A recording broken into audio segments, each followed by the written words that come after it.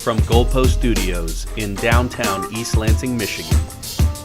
Hello and welcome to the Earn More, Keep More show, where it's our job to give you tips, tricks, and strategies to earn more and keep more. I'm Dave McAndrews, and I believe that we should focus our marketing on messages that are all about our clients so that we can connect with them in a way that they can understand. And I'm Matt Love, and I believe in being efficient with our companies so that we are able to keep more of what we make. Me up beautifully, and that's why I stay plugged in and I always contribute to my community. Matt, did you know that about 50% of all business owners can't tell a prospect what they do? 50%, that sounds high. It probably actually is, because I completely made up that percentage. Another made up percentage is 95% of all business owners couldn't tell a prospect what they do in a way that the prospect would actually give a shit about. So let's play a little game here. Let's play a game. When was the last time you were at a cocktail party? 4 days ago. What kind of party was it? We had a little holiday party in the neighborhood with some neighbors. Okay, and in your neighborhood, there are other business owners and things like that? There are, yeah. There's quite a few, actually. Often in those types of situations, the conversation kind of kicks into, so what do you do? Absolutely. You have a few of those? Every time. And when somebody explains what they do, what does that kind of sound like? I believe that it comes through as a couple of short sentences, usually. More often than not, it's kind of confusing. I try and put them in a box of this title, but it's usually more confusing than anything else. So your natural predisposition is to try to categorize them into what they do? Absolutely. Well, you would be normal in that pursuit, because that is actually the way that our minds are built to think. Our conversation is really designed to do two things. Find out if the person that you're talking to can help you survive or thrive. So if you go back and focus in on what is important to you when you're telling someone what you do, you're probably not filling the desire of what the person that you're actually talking to is by explaining what you do. So if I came to you and we're talking at this cocktail party and I said, I do sales and marketing. Yeah. What's kind of your initial thought? Nice, yes. Yeah, so sales and marketing. For anybody who didn't know, that was a snoring sound. That was a snoring sound. That's not a very captivating way to answer that question. I thought it was good. I thought that was very apropos. Well, who's going to tell you it's not, right? You say it, and no one's going to tell you that it's a bad response. Well, exactly. What is going on in your mind and in the mind of the person at the cocktail party when you are saying something like that is, I don't see how that connects to me. Yeah. So the job of, if you are at a networking event or even your billboard or even your website, if it is not connecting to the problems of the person that you're talking to in a way that it explains how they can either survive or thrive, and those two things, encapsulate the essence of everything that comes into the business realm. But if you can't explain it in that way, you're going to completely lose them. Mm-hmm. They will start snoring on you, and you are not going to make an important contact that you might have made otherwise. Right. It is important to really focus on the problem of the other person, or identifying the issues that the other person has, or the issues that they may not even know that they have, but enter into the conversation in a way that's very much about them rather than about you.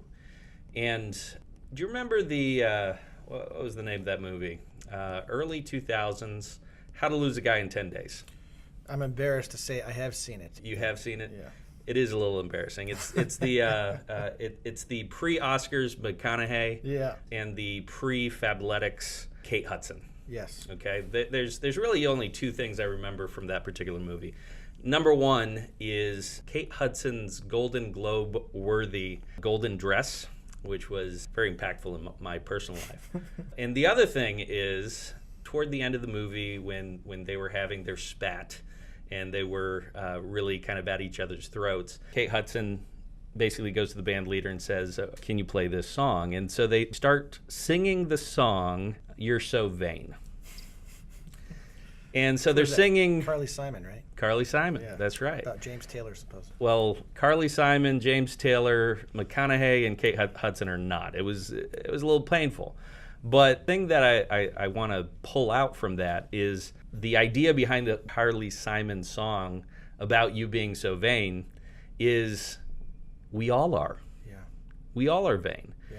And what our brains do whenever we're consuming any type of message is we automatically go to, how does this apply to me? When you watch a movie, you automatically see yourself as the hero.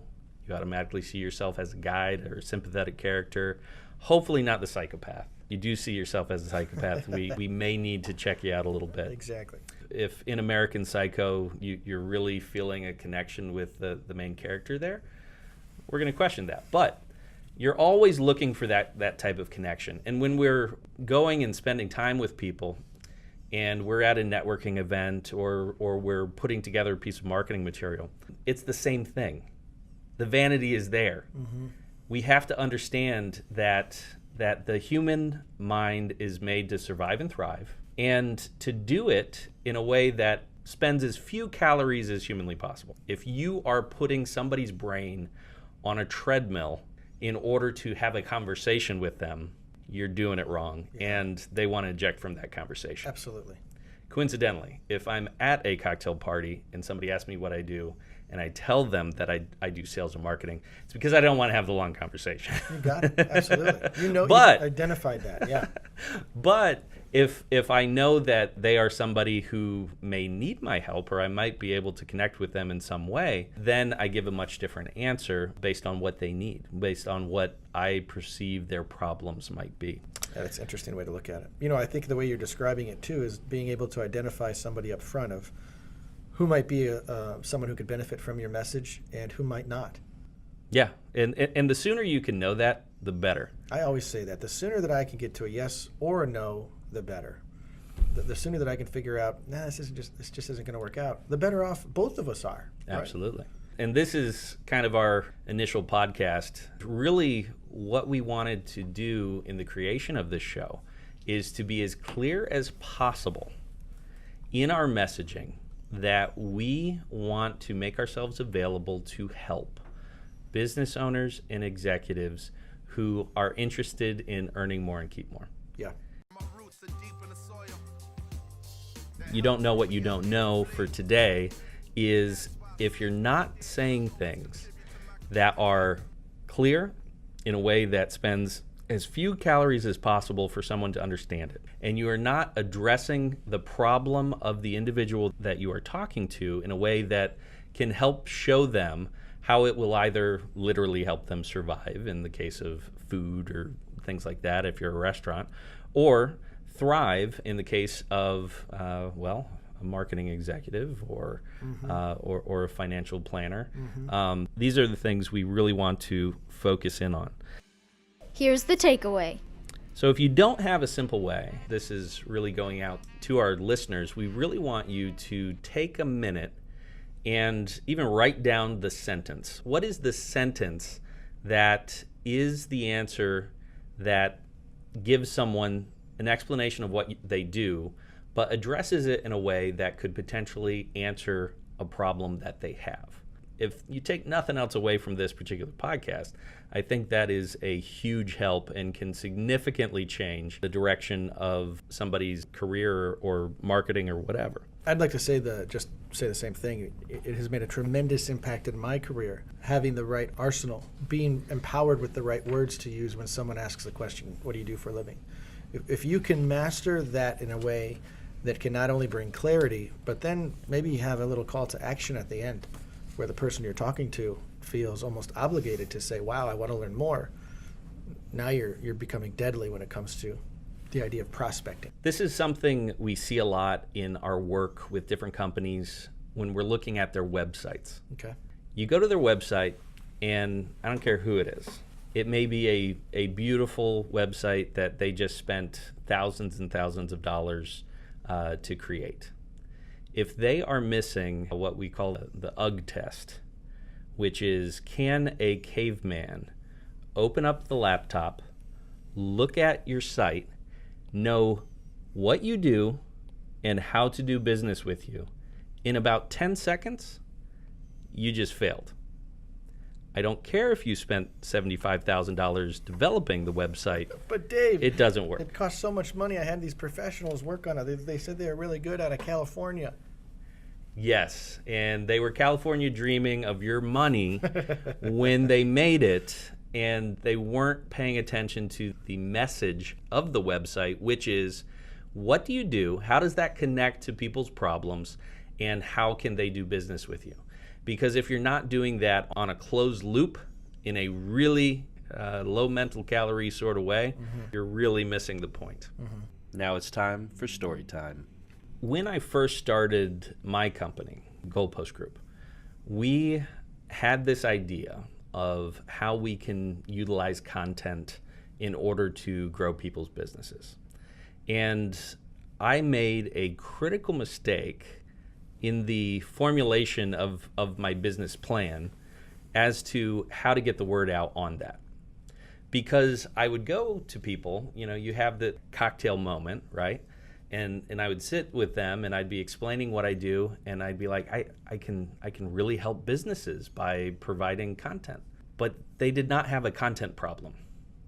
Their problem in their minds, some of them at that point of time, they knew nothing of inbound marketing. They knew nothing of what a content program can do for a company.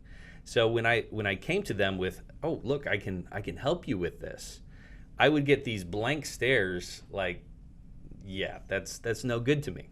Why? Because they didn't realize the problem that they had? Because they didn't realize how that topic connected to the problems that they have. Okay. So my job is to figure out what problems they have and figure out how to utilize the skills and talents of my company in order to address those problems and communicate it in a way that they can connect directly to their problem. So when I'm talking to a business owner and they're talking about problems in their company, what's the list of the top 5 problems a business owner is going to give in a conversation like that? Not having enough people to see, or not enough people to see, so that's I don't have enough prospects. Not enough prospects, yeah. Okay. I don't have enough sales. Not enough sales, yeah. I don't have enough cash flow. All of those things are driven by the need that they feel the need to grow and earn more, right? Yes, correct.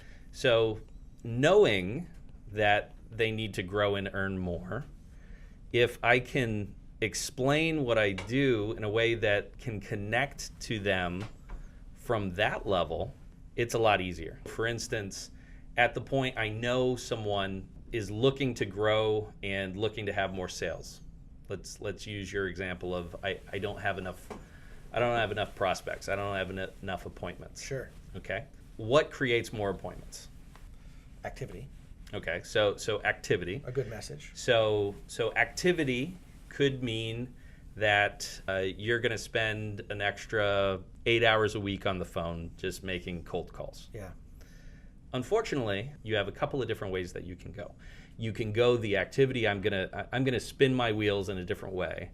And most of them, they're thinking, okay, how can I reach into my book of business? How can I do all of these things? Yeah. And they're like, okay, I'm going to spend more time. Well, as a business owner, what is the one commodity that I don't have any more of? My number one asset is my time. Absolutely. So I don't have any more time to spend on cold calling people and things like that. I don't want to spend my time that way. Right. So what is something that I bring to the table that can allow them to reduce the amount of time instead of grow the amount of time that they need to have in order to have more prospects? And that's the connection between content development and the ability to create campaigns and all of these things to bring top of funnel type of clients down the funnel in order to make sure that the business owner, he's only working with the folks that are very close to the bottom of the funnel and ready to drop in and sign a check. Yeah. So as a business owner, are you interested in a content program? No. Yeah. Are you interested in pushing more clients down to the bottom of the funnel to where you're able to receive a check in the near future? Absolutely. Absolutely. So that was the conversion of clarity that I needed to have in order to be able to explain to people what it is that I do. Mm-hmm. And that's the magic trick, right? The magic trick is getting people to understand what you do in the way that you want them to through their own lens. And if you can do that, you win. Agreed. Where you're talking about being clear with reaching your audience, it also comes down to efficiency, right? If we have a limited amount of time, it's a limited resource, what we do with that time now is crucial. And how can we make that message clear?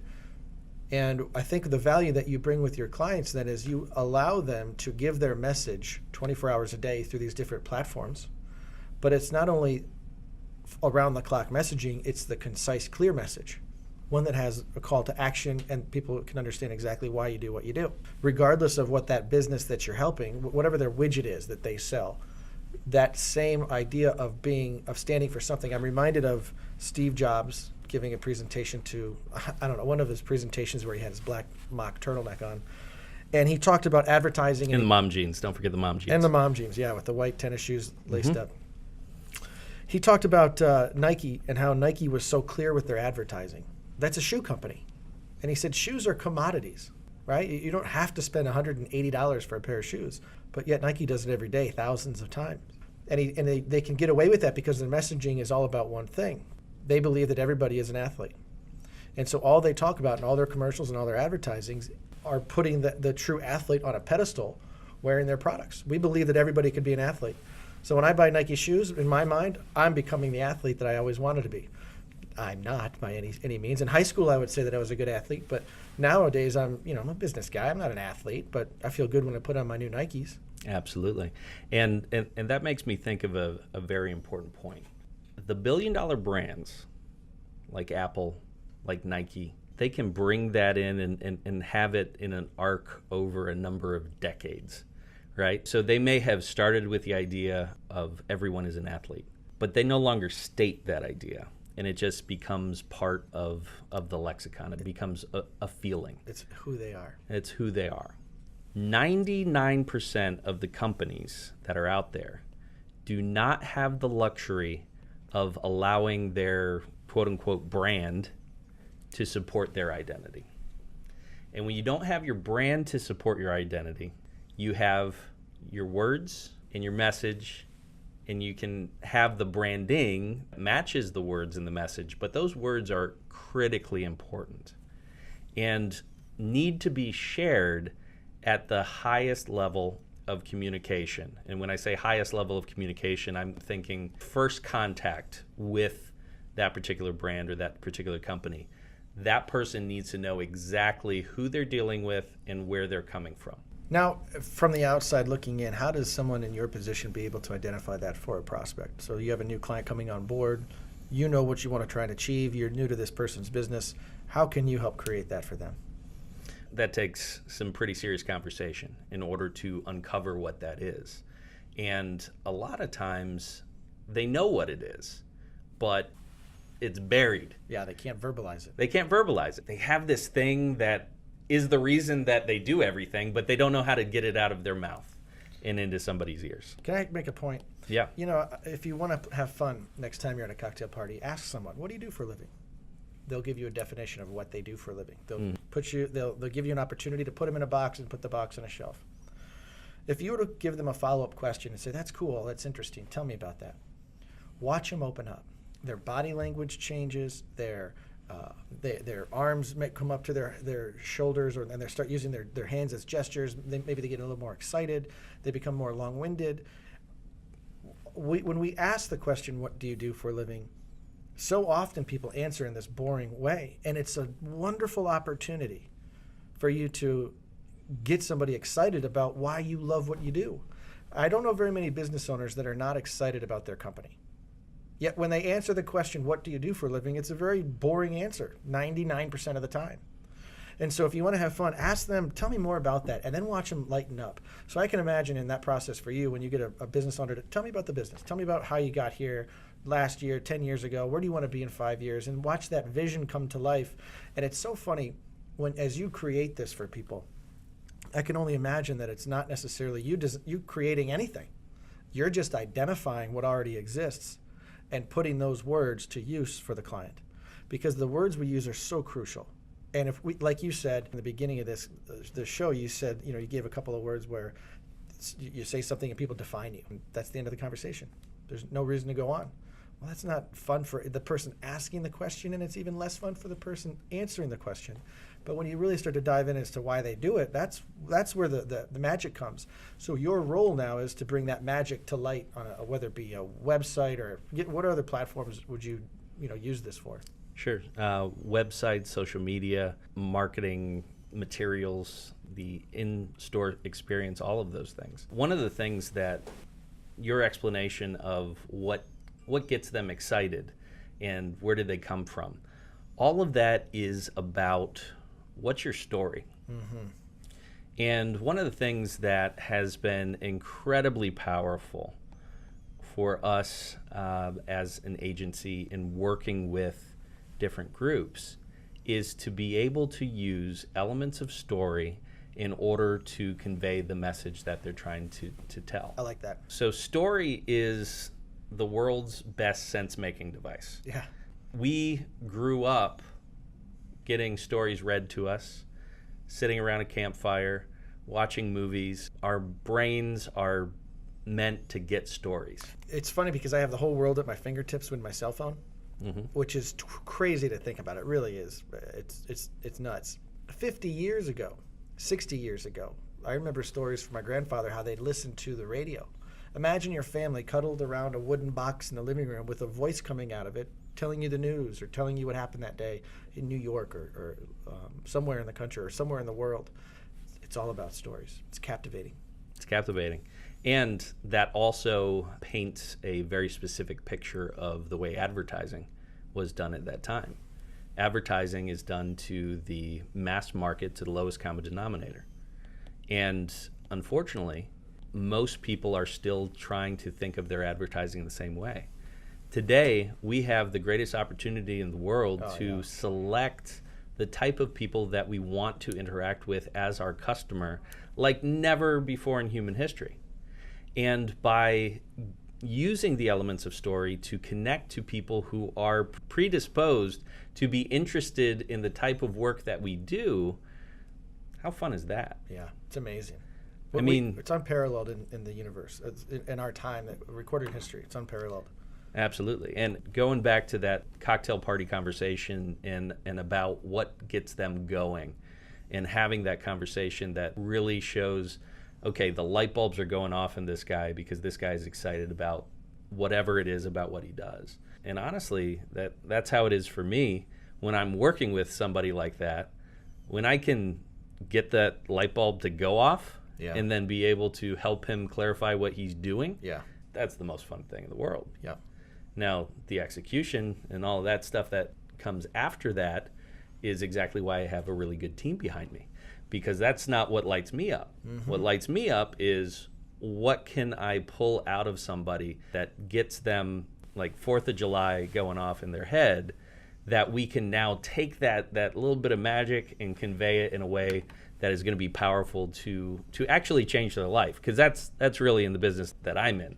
I don't really want to work with someone who can create a 3% increase in your ROI. Yeah. That is boring as shit. That's not very exciting. Okay, what I want to do for them is to give them the framework that they have in their heads, clear it off, and find a way to communicate that to people in a way that will be received by people because you're addressing the problem, because you're addressing the problems that your customers have. When we're able to do that, everybody wins. It's an amazing thing. That's powerful. Powerful stuff.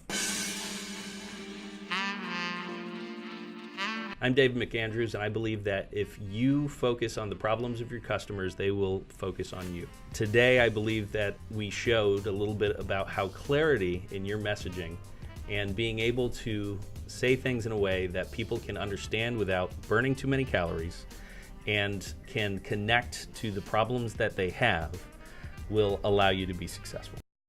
Drop the mic. Matt, we just turned the calendar from 18 to 19, And whenever that happens, once a year we have an opportunity. And that opportunity is to really focus in and make some decisions about our lives and make resolutions. And the resolution that I would be honored if everybody who's out there listening could go and really take to heart and start thinking about in a really serious way is the resolution to earn more and keep more. Absolutely. You know, there's only two ways to increase your business. The first way is to increase your sales. Everybody knows this. Increasing your sales is hard to do. It might mean you spend more money. It might mean you take more risk. You have to change some things to increase the level of production that you're creating. The only other way to increase your business is to reduce the cost it took you to get there. So in your resolutions, there's one of two things you should be focusing on. How are you going to get to the next level as far as sales go? And given the sales that you've already made, how can you reduce your cost? Let's do it. Let's get out there and earn more and keep more. This has been a Goalpost production. That's it for us. We are your hosts, Dave McAndrews and Matt Love. Our executive producer and creative guru is Jennifer McKinstry. Our social media director is Mark Farnes. And a very special thank you to Lansing's own Jose Moore for providing the music. Thanks for listening.